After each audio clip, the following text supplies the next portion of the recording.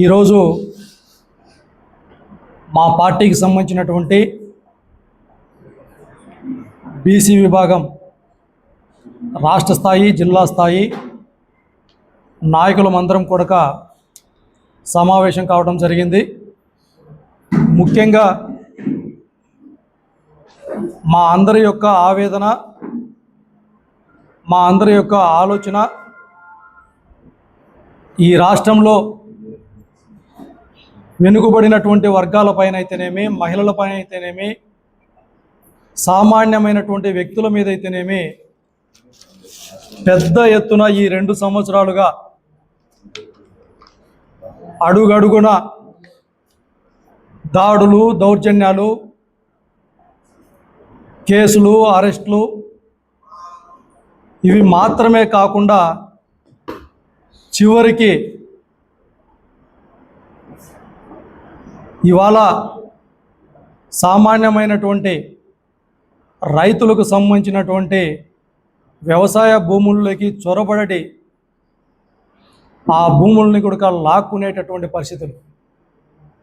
అవి సరిపోవటం లేదు. మహిళలనైతే నడి రోడ్డు పైన వివస్త్రలను చేస్తున్నారు.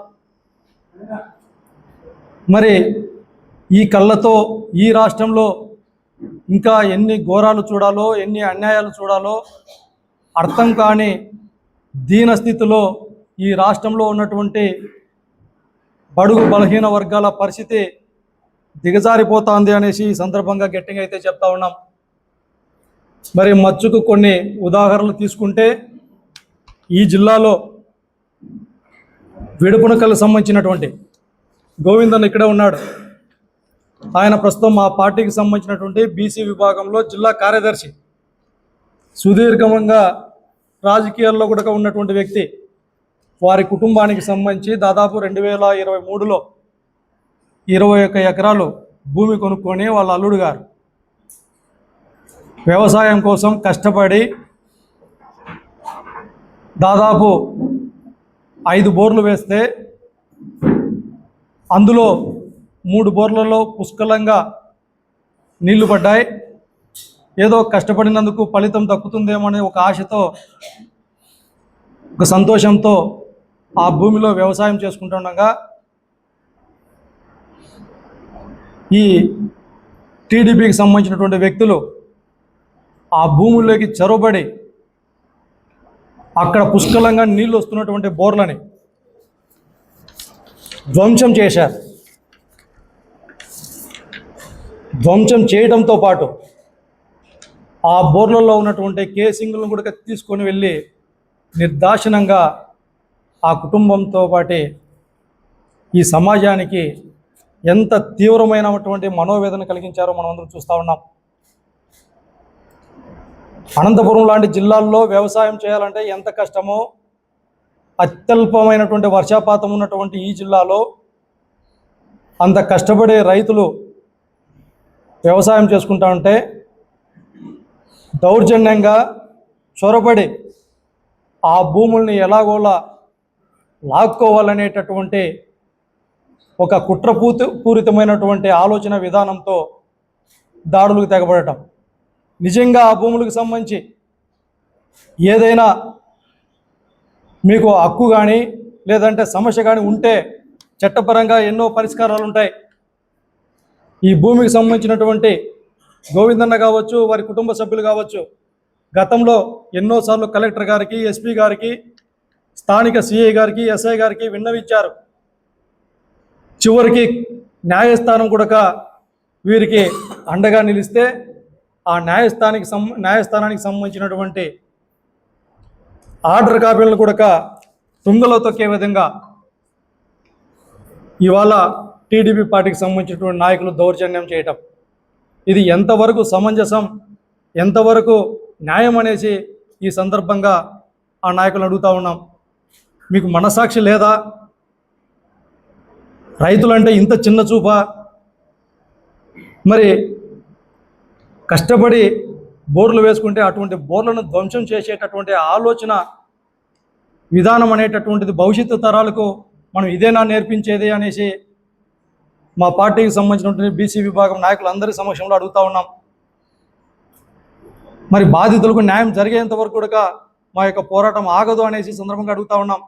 ఇదొకటే కాదు, 3 రోజుల క్రితం రాయదుర్గంలో 70 సంవత్సరాలకు సంబంధించినటువంటి ఒక పెద్ద ఆయన ఆంజనేయులు అనేటటువంటి వ్యక్తి ఆ ఊర్లో కుళాయి కనెక్షన్ కోసం అడిగితే అదే ఊర్లోని టీడీపీ పార్టీకి సంబంధించిన నాయకులు చెప్పులు తీసుకొని కొట్టి పెద్ద ఎత్తున అవమానం ఇస్తే అవమానం తట్టుకోలేక ఆ పెద్ద మనిషి ఆత్మహత్య చేసుకొని చనిపోయాడు. కళ్యాణదుర్గం నియోజకవర్గంలో అదేవిధంగా ప్రతి చోట కూడా ఆ పెద్ద మనిషి చనిపోయాడు. రాయదుర్గం నియోజకవర్గం సంబంధించి కనేకల్.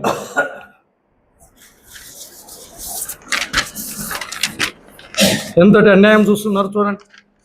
ఇదే విధంగా కళ్యాణదుర్గం నియోజకవర్గం తూముకుంట గ్రామానికి సంబంధించి జగదీష్ ఆయన భార్య రోజా గారి పైన అదే కళ్యాణదుర్గం నియోజకవర్గం చంద్రకళ అనేటటువంటి మహిళ ఆత్మహత్య చేసుకొని 6 నెలలు హాస్పిటల్లో ఉండి కేవలం గత వారంలో చనిపోయింది. రాత్తాడు నియోజకవర్గంలో అంకే నాగేంద్ర, అదేవిధంగా అంకే నగేష్, సోషల్ మీడియా యాక్టివిస్ట్, అదేవిధంగా శ్రీకాంత్ కావచ్చు. ఇదే గుంతకల్ నియోజకవర్గంలో ఎమ్మెల్యే సోదరుడు డ్రైవర్ అబ్బాస్ అనేటటువంటి వ్యక్తి 10 మందితో వెళ్ళి మైనార్టీ వ్యక్తుల పైన రహమతుల్లా, కరీమున్నా, భాష వీళ్ళందరిపైన నిర్దాక్షిణ్యంగా దాడులు నిన్న మొన్న చూశాం. గుంటూరు నగరంలో 21వ డివిజన్లో మా బీసీకి సంబంధించిన మహిళని వివస్త్రణ చేసి టీడీపీ పార్టీకి సంబంధించిన నాయకులు నడి రోడ్డు పైన 9 మంది కలిసి వివస్త్రణ చేసి కాళ్ళతో తంతు మహిళా లోకానికి అంతా ఎంత గుణపాఠం చెప్పారో. ఈ రాష్ట్రంలో మహిళలు బతకడానికే వీలు లేదు అనేటటువంటి పరిస్థితులు కల్పించినటువంటి ఘటన అది. మహిళలకు రక్షణ లేదు, బీసీలకు భద్రత లేదు. స్వయాన ఈ రాష్ట్ర ముఖ్యమంత్రి చంద్రబాబు నాయుడు గారి నియోజకవర్గంలో కుప్పంలో శాంతిపురంలో ఒక మహిళను చెట్టుకు కట్టేసి కొట్టడం. అదేవిధంగా కృష్ణా జిల్లాలో రజక సోదరులపైన దాదాపు 19 మంది రజక సోదరులపైన ఒక జాతర జరిగితే ఆ జాతరలో రజక సోదరులందరిపైన దాడులు. ఈ జిల్లాలో కురుబ సోదరులపైన, వాల్మీకి సోదరులపైన, రజక సోదరులపైన, ఒడ్డెర సోదరులపైన, గౌడ సోదరులపైన ఇలా బీసీ సోదరులపైన దాడులు జరుగుతున్నాయంటే, వారి భూములపైన కూడా దౌర్జన్యాలు చేస్తున్నారంటే మాకు అర్థమైంది ఏంటి? ఏదైనా ఒక కుటుంబంలో ఒక వ్యక్తి తప్పు చేస్తే ఆ కుటుంబ పెద్దకే అది ఆపాదిస్తారా లేదా? మరి కూటమి ప్రభుత్వంలో పెద్ద దిక్కుగా ఉన్నటువంటిది చంద్రబాబు నాయుడు గారు, అవునా కాదా? మరి కూటమి ప్రభుత్వానికి సంబంధించినటువంటి మంత్రులు కావచ్చు, ఎమ్మెల్యేలు కావచ్చు, లేకపోతే ఆ పార్టీకి సంబంధించినటువంటి నాయకులు ఎవరైనా కార్యకర్తలు కానీ తప్పు చేస్తే, దౌర్జన్యాలు చేస్తే, దాడులు చేస్తే దానికి బాధ్యత ఆ కూటమి ప్రభుత్వానికి సంబంధించినటువంటి పెద్ద మనిషి చంద్రబాబు నాయుడు గారిదే, అవునా కాదా? మరి ఈ 2 సంవత్సరాలుగా వైఎస్ఆర్ కాంగ్రెస్ పార్టీ తరఫున జరుగుతున్నటువంటి దౌర్జన్యాల పైన, జరుగుతున్నటువంటి దమనకాండ పైన మేము పలు రకాలుగా చెబుతున్నప్పటికీ సమస్యలకు పరిష్కారం కాకపోగా మరింత రెట్టింపు దాడులు జరుగుతున్నాయంటే దానికి ఏమని మీరు సంకేతాలు ఇస్తున్నారంటే అర్థం కాలేని పరిస్థితి. ఒకటి, మీకు మీ పార్టీ నాయకుల పట్ల లేకపోతే మీకు ఏదైనా చిత్తశుద్ధి ఉందో లేదో తెలియదు, కానీ మీకు నియంత్రణ లేకపోయిండాలా మీ పార్టీ నాయకుల పట్ల. లేదు, ఈ రాష్ట్రంలో ఉన్నటువంటి బలహీన వర్గాలు కావచ్చు, మహిళలు కావచ్చు, ఆర్థికంగా, రాజకీయంగా, సామాజికంగా అణిచివేసి ఎల్లకాలం మీ చెప్పు చేతుల్లోనే పెట్టుకోవాలి, స్వార్థపూరితమైనటువంటి రాజకీయాల కోసం బలి చేయాలి అనేటటువంటి మీ యొక్క కుట్రపూరితమైనటువంటి ఆలోచన విధానమైన ఉండాలి. కేవలం ఈ 2. ఒకటి, మీ పార్టీ నాయకుల పట్ల మీకు కంట్రోల్ లేకుండా ఉండటము, లేకపోతే మా పైన ఎల్లకాలం పెత్తనం చెలాయించి రాజకీయ పబ్బం గడుపుకోవటం. మరి మేము ఈ సందర్భంగా గట్టిగా అడుగుతూ ఉన్నాం, ఈ రాష్ట్రంలో బీసీలు బతకడానికి, బీసీలు రాజకీయాలు చేయడానికి, బీసీలు లేకపోతే వ్యవసాయం చేసుకోవడానికి, ఉద్యోగాలు చేసుకోవడానికి అర్హత లేదా?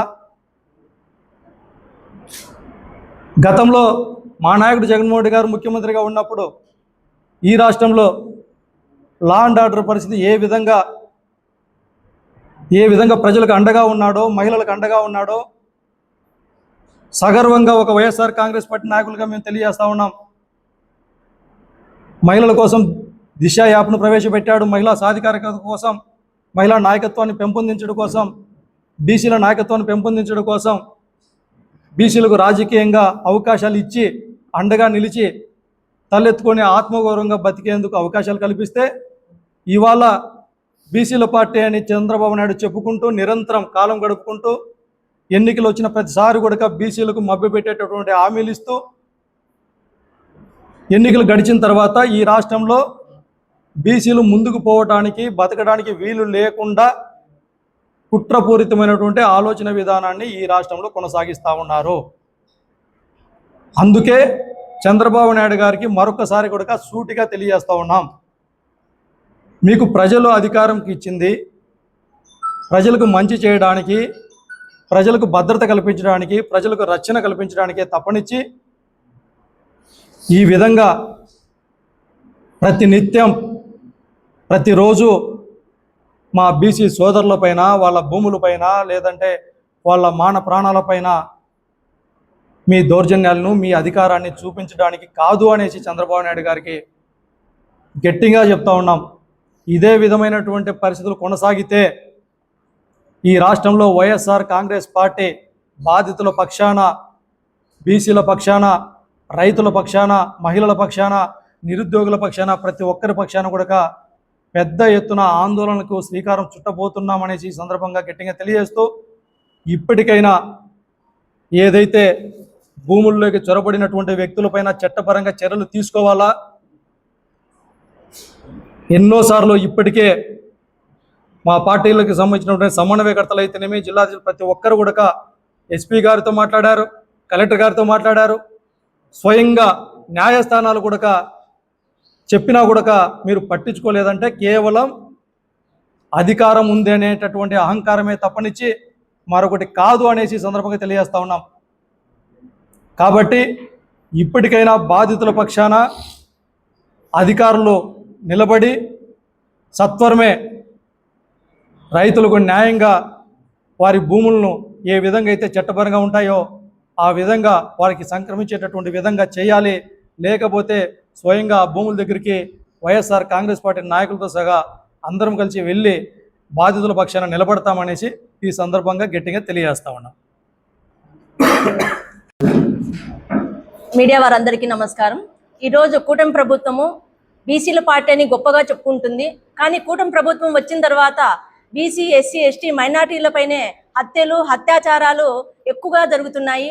అంతేకాకుండా కూటమి ప్రభుత్వం వచ్చిన తర్వాత వాళ్ళ నాయకులకు వాళ్ళు ఏమి చెప్పారంటే, ఒక పచ్చబిల్ల ఇస్తాము, మీరు ఏ స్టేషన్కి వెళ్ళినా కూడా వాళ్ళకు కుర్చీ వేసి కాఫీ ఇచ్చి మర్యాదలు చేయండి అని చెప్పేసి వాళ్ళకు ఒక లైసెన్స్ లాగా దాన్ని ఇవ్వడం వలన ఈరోజు టీడీపీ పార్టీ కార్యకర్తలు కావచ్చు, నాయకులు కావచ్చు, వాళ్ళు రెచ్చిపోయి ఈరోజు ఎవరైతే వైఎస్ఆర్ పార్టీ నాయకులు ఉన్నారో వాళ్ళ పైన విపరీతంగా హత్యలు చేస్తున్నారు, ఆస్తుల పైన ధ్వంసం చేస్తున్నారు. అదేవిధంగా నిన్నటికి నిన్న మత్స్యకార కులస్తుడైనటువంటి ఒక మాజీ ఎమ్మెల్యే సిదిలి అప్పలరాజు గారి పైన దౌర్జన్యంగా ఆయన ఏదో తప్పు చేసిన విధంగా ఆయన అరెస్ట్ చేసి అంతమంది కలిసి వచ్చి ఆయన పోలీస్ స్టేషన్ తీసుకువెళ్ళడము ఎంతవరకు సమంజసమని అడుగుతున్నాం.